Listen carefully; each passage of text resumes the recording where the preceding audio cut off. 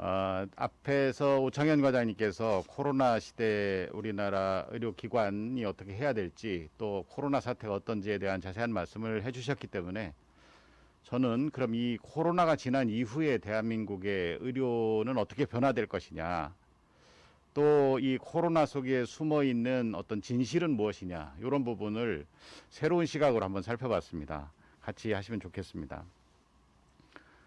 뭐 전 세계를 코로나19가 덮고 있고 이게 아직 끝날 줄 모르고 더 기승을 부리고 있죠.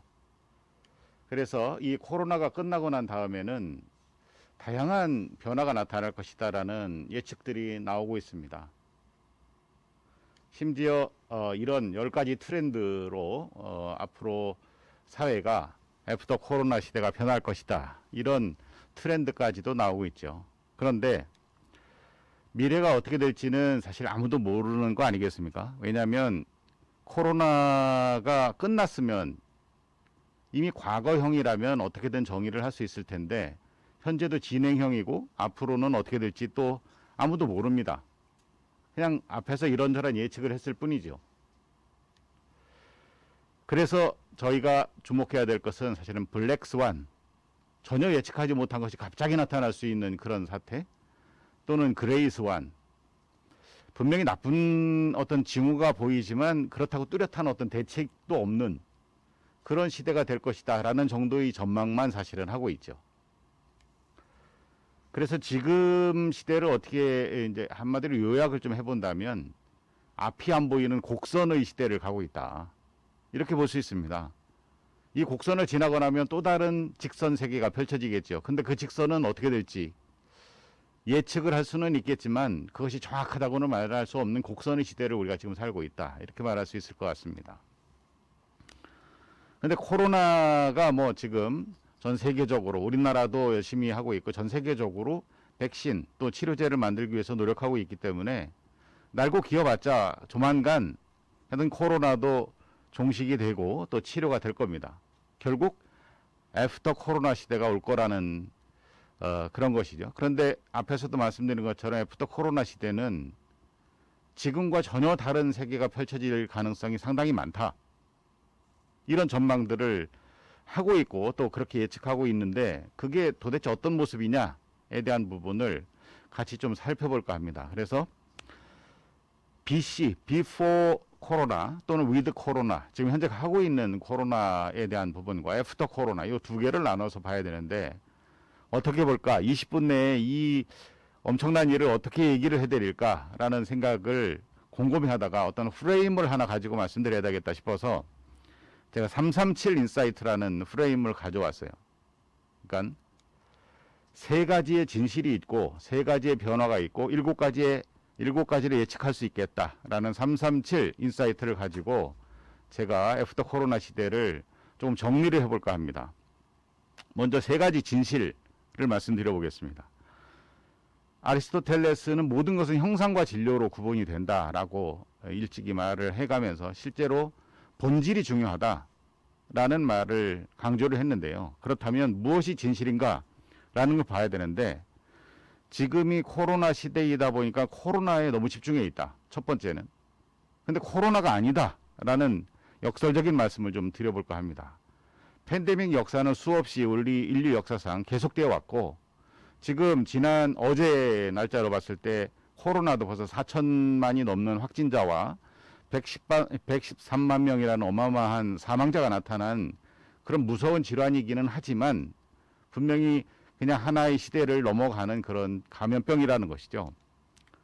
코로나는 또 질환이기는 하지만 그 코로나 이면에 상당히 코로나가 변화의 기폭제가 되었다라는 마이크로소프트의 사티아 나델라 회장이 이런 말을 했어요. 평소 2년 걸릴 디지털 혁신이 2개월 만에 가능한 새로운 기폭제가 코로나다, 이렇게 정의를 했거든요.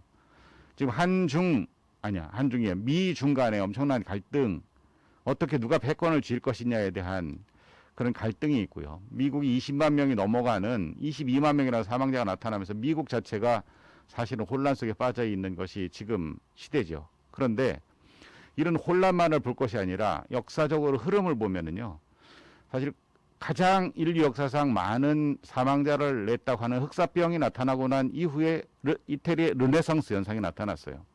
17세기에 대역병이 나타나고 나서는 영국 산업혁명이 나타나고 20세기 스페인 독감 이후에는 미국 중심의 물질 자본주의가 팽창했죠. 그렇다면 21세기 코비드19가 끝나고 나면 뭔가 새로운 뭔가가 나타난다는 거죠. 이게 어떻게 보면 문명의 변화의 촉발이 코로나지 코로나 질환 자체의 코로나 자체에 포커스를 둘 건 아니다. 보십시오. 이게 2005년도에 베네딕트 우리 교황께서 즉위할 때 사진과 2013년도 불과 8년 뒤에 프란시스코 우리 교황님께서 즉위할 때 사진이 엄청나게 달라요. 위에는 핸드폰 하나도 없는데 밑에 보면 다 핸드폰 끼고 저렇게 그만큼 8년 사이에 세상이 변했거든요. 그러면 애프터 코로나가 됐을 때는 더 많은 변화가 나타난다는 거죠. 그래서 저는 첫 번째 진실은 코로나가 아니라 디지털라이제이션이다. 지금 시대에 그렇게 정의를 해야 된다고 보고요. 두 번째는 언택트 얘기 많이 하고 실제 언택트 현상이 많이 유행을 하고 있습니다. 비대면이잖아요. 비대면이 엄청나게 늘고 매출도 늘고 아까 오창희 과장님 말씀하신 것처럼 이런 비대면 현상이 여러 가지로 나타나고 있어요. 그런데 비대면은 왜 나타나느냐면 사실은 온라인 때문에 생기는 거죠. 온택트 때문에 비대면이 나타나는 것이지 비대면은 나타나는 현상이라는 거죠. 본질은 디지털 콘택트예요. 디지털이 많이 되면 되니까 비대면을 해도 되는 현상이 나타난 거죠. 그리고 첫 번째는 디지털라이제이션이라면 두 번째 진실은 디지털 콘택트라는 거죠. 이것 때문에 언택트라는 것이 나타나게 된 거예요. 그럼 세 번째 진실은 뭐냐면 지금 의료계에서는 원격 진료에 대한 부분이 상당히 많이 화두가 되고 있습니다만 실제 원격 진료는 빙산의 일각일 뿐입니다. 앞에 있는 디지털라이제이션 또 디지털 콘택트가 되면 될수록 원격 진료뿐만 아니라 모든 패턴이 다 바뀌게 돼요. 근데 다만 지금 가시적으로 딱 보이는 것이 원격 진료이기 때문에 이게 화두가 많이 되고 있지만 원격 진료보다 더 깊은 변화의 초점을 진실을 봐야 될 필요가 있다는 거죠.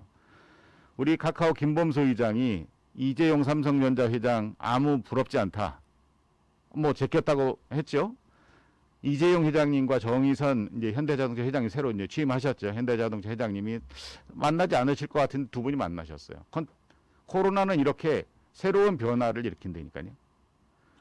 20년 동안에 우리나라 상위 기업의 변화를 보면은 부동의 1위, 아직까지는 그렇습니다. 삼성전자가 1위를 가고 있지만 2위, 3위에 있던 현대자동차가 10위권 밖으로 갔고요. 또 포항제철도 10위권 밖으로 갔고 카카오, 네이버 이런 것들이 10위권 안으로 들어오는 기현상이 20년 만에 발생한 겁니다. 지금까지는 제조업 중심의 양적 성장, 크기 이런 거 중심으로 가던 것이 퀄리티나 컨텐츠, 질적인 혁신 쪽으로 바뀌고 있다는 거죠. 익숙하지 않은 환경으로 변했다는 거예요. 그래서 병원도 1000베드 이상의 대형 병원 이거 중심에서 앞으로는 무엇인가 어느 질환을 잘 치료하는 병원 쪽으로 바뀔 수 있는 환경이 다분히 생긴 거죠. 그래서 진실은 4차 산업혁명이라는 거예요. 디지털라이제이션, 디지털 콘택트 합해서 결국 4차 산업혁명이 코로나 뒤에 숨어있는 진실이라는 겁니다. 그러면 이런 진실 때문에 세 가지 변화가 보건의료 분야에 나타날 건데 어떤 변화가 나타날지를 한번 살펴보겠습니다. 첫 번째는 관심 분야가 변해요. What is the most important fact in digital medicine? 무엇이 가장 디지털 의료에 중요한 것이냐? 두말하지 않고 빅데이터라고 얘기를 할 겁니다. 데이터가 그만큼 중요해졌죠. 더구나 금년 1월 초에 개인정보법, 통신망법, 신용정보법 세 가지가 바뀌면서 가명정보 또 데이터를 결합할 수 있는 환경으로 바뀌었습니다. 이러다 보니까 데이터 댐 얘기도 나오고 데이터를 모을 수도 있다. 금융 분야에서는 벌써 데이터를 거래하는 현상까지 나타나기 시작했고요. 보건의료 분야도 보건의료 데이터 활용 가이드라인이 지난 9월 25일 날 발표가 됐죠. 보건의료 분야도 데이터를 새롭게 활용할 수 있는 길이 조금씩 열리기 시작한 거예요. 즉 새로운 데이터가 새로운 방식으로 새로운 주체에 의해서 측정되고 저장되고 통합되고 분석된다. 조만간 인비저블 하스피탈, 눈에 보이지 않는 병원이 나타날 수도 있다. 왜? 이런 새로운 데이터 때문에 그런 거죠. 이렇게 바뀌다 보니까 지금까지는 경험 중심의 또는 근거 중심의 의학이었어요. 근거가 뭐다? 에비던스 중심이었죠. 그런데 앞으로는 데이터 주도로 다 바뀔 거라는 겁니다. 이건 무슨 변화를 얘기하느냐면 경험과 근거 중심으로 얘기할 때는 표준 진료 지침을 적용했어요. 교과서에 나오는 거다. 이렇게 해야 된다. 이 신발에 맞춰라. 이거였는데 앞으로는 데이터 중심이 되다 보면 개인형, 맞춤형, 정밀 의료로 바뀔 수 있다는 거죠. 너에게 맞춰줄게. 데이터를 근거로. 어마어마한 변화가 나타난다는 겁니다. 그리고 앞으로 데이터가 점점 더 많아진다는 거죠. 핸드폰, 웨어러블 기기들 등등등등이 많아지면서 P4 메디슨, Predict, Prevent, Personalize, Participate 이런 4P, P4 메디슨이 발전할 수밖에 없게 되는 거죠. 즉 두 번째 변화는 4차 산업혁명으로 인해서 코로나 뒤에 있는 4차 산업혁명으로 인해서 나타나는 변화는 데이터의 가치가 변하는 현상이 나타나더라. 두 번째는 뜨는 것이 변하더라는 거예요. 올해 상반기만 해도 AI 의료기기 허가가 22개원으로 작년 전체 기록을 벌써 넘어가고 있고요. 각종 웨어러블이 점점 더 정교화되고 있습니다. 증강현실, 가상현실을 통해서 디지털 치료제라는 새로운 전에 듣지도 보지도 못한 그런 치료제들이 나타나기 시작했고요. 스마트폰으로 모든 걸 다 해결하는, 귀도 검사하고요. 눈도 검사하고 피부암, 피부 기생충, 호흡기, 심전도, 수면 모든 걸 다 측정할 수 있는 스마트 만능 시대가 열리기 시작했어요.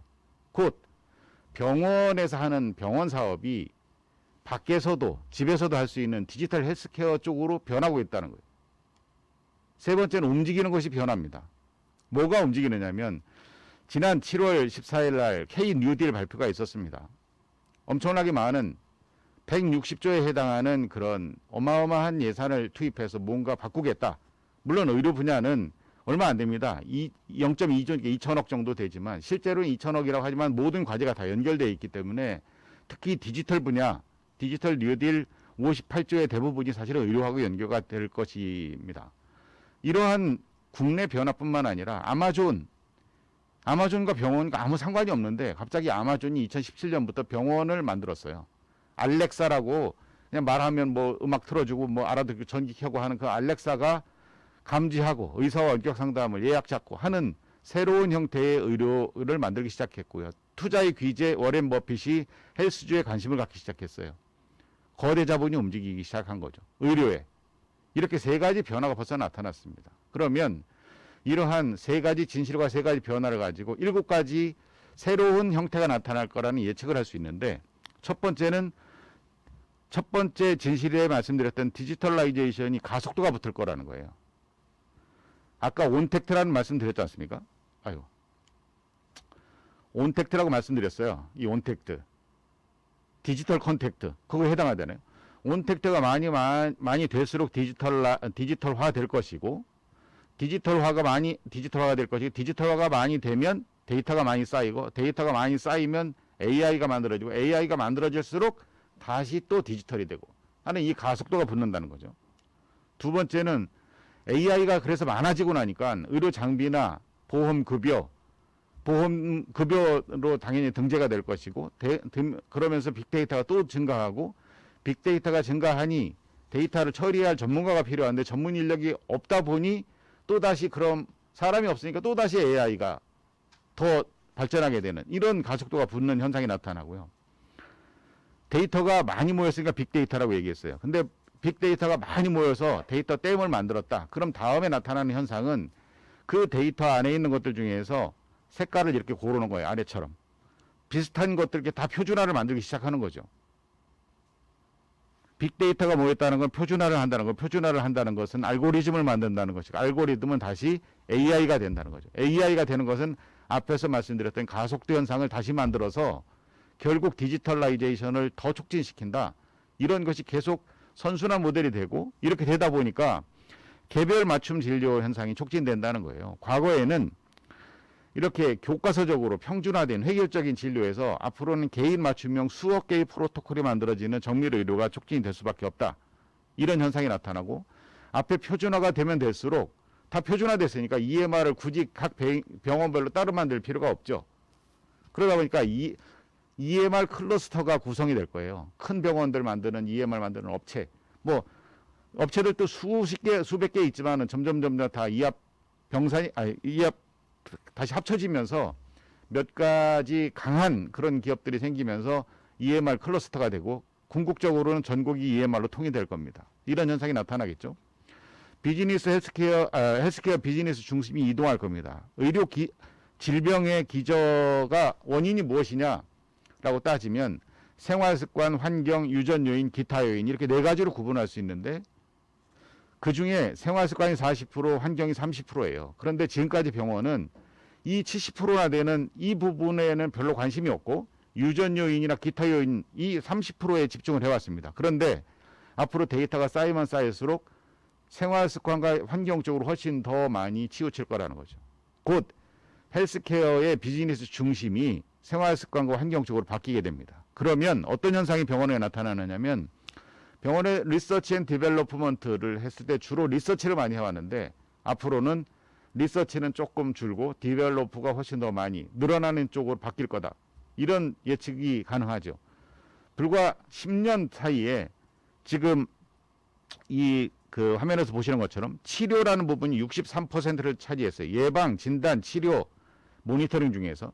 그런데 2015년에서 2025년 사이에 치료가 35% 절반으로 줄어들었습니다. 제가 하는 말이 아니라 2020년도 중소기업 전략기술 로드맵에 나와 있는 데이터예요.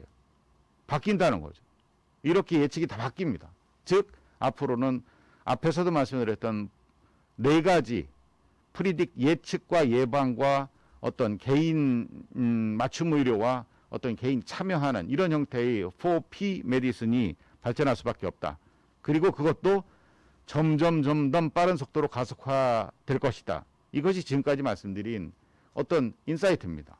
그러면 우리는 이제 이렇게 봤으니 그럼 병원 행정위는 어떻게 할 거냐? 요거에 대한 부분을 마무리를 하고 정리를 하겠습니다. 이제 병원 행정도 새로운 길을 가야 됩니다. 지금까지 하던 방법에서 벗어나야 됩니다. 코비드라고 정리를 해봤어요. 함께 협력하라. 어떤 변화, 자신감을 가져라. 이러저런 이런 말씀을 코비드로 정리를 해봤는데 이거를 조금 더 뒤에서 하나씩 말씀드려보면은 지금까지 해왔던 병원 행정에 대한 고정관념에서 벗어나야 됩니다. 또 우리가 해야 되는 여러 가지 일들 중에서 중요한 것에 집중을 해야 되는데 병원이 할 수 있는 거 사실 AI 만들고 디지털 트랜스포메이션하고 이거는 우리가 할 수 있는 영역을 사실은 벗어난 거예요. 병원은 데이터를 만들고 이거를 표준화하는 쪽 거기까지가 사실은 병원이 하지. 그 다음에 플랫폼 만들고 AI 만들고 하는 건 사실 기술 영역이지 않습니까? 그럼 대기업이 해야지. 사실 그쪽에 자꾸 관심을 가질 여유도 없어요. 우리는 표준화하고 데이터를 모으는 데 더 관심을 가져야 된다. 이런 말씀을 드리면서 이 고정관념과 중요한 일에 집중하기 위해서는 우리는 무엇을 해야 되느냐? 일하는 방식을 바꿔야 됩니다. 앞에서도 말씀드린 것처럼 나 병원에 근무한 지 30년 됐어. 라는 근거와 경험만 가지고 앞으로 살 수 없습니다. 데이터 중심으로 바뀌어야 된다는 거죠. 경험과 근거는 쟁기질 잘하는 거하고 똑같아요. 쟁기를 예전에 삐뚤빼뚤 했는데 이제 경험 30년 돼서 쟁기질을 반드시 하는 거 이렇게 가는 게 중요한 것이냐? 아닙니다. 지금은 트랙터가 나타났는데 트랙터가 나타났으면 트랙터 운전을 따야지 왜 계속 쟁기질을 잘할 수 있도록 그런 쪽으로만 가서는 안 된다는 거죠. 두 번째는 관점을 바꿔야 됩니다. 앞에서도 진실과 어떤 변화에 대한 관점을 새롭게 말씀을 드려봤는데 이 무인도에 있는 사람이 보트를 봤을 때는 보트라고 하지만 보트에 있는 사람이 무인도를 봤을 때 육지라고 얘기하는 전혀 다른 관점을 가지면 병원 행정인데 그런 관점을 가져야 된다는 것이고 그런 관점을 갖는 때와 장소와 경우에 대해서 조금 더 민감하게 우리가 촉각을 세우고 대응하지 않으면 큰일 난다. 이런 말씀을 드리고요. 탑 1등 이걸 추구하기보다는 베스트 최선을 다했느냐, 퍼스트 최초로 우리가 했느냐, 아니면 이게 우리한테 유니크한 것이냐, 그거는 조직에도 해당하고 개인한테도 해당합니다. 이 PFO를 추구하는 것이 중요하다. 또한 단기적인 효율성보다는 미래를 예측하고 조금 더 길게 갈 수 있는 효과성과 효율성을 같이 추구하는 그래서 미래 예측을 잘할 수 있는 이런 관점을 병원 행정인이 가져야 된다. 그리고 마지막 장입니다. 지난 9월 말에 가장 유행했던 그 책 중에 하나인데 제가 이걸 보고 참 새로운 인사이트를 얻었어요. 폴리메스라는 것인데 옛날에는 한우물만 팔아 그랬어요. 이것저것 다 잘하면 굶어 죽기 딱 맞는다. 한우물만 팔아 그랬는데 이건 거꾸로 얘기하는 거예요. 한우물만 파다가는 AI한테 잠식당한다는 거예요.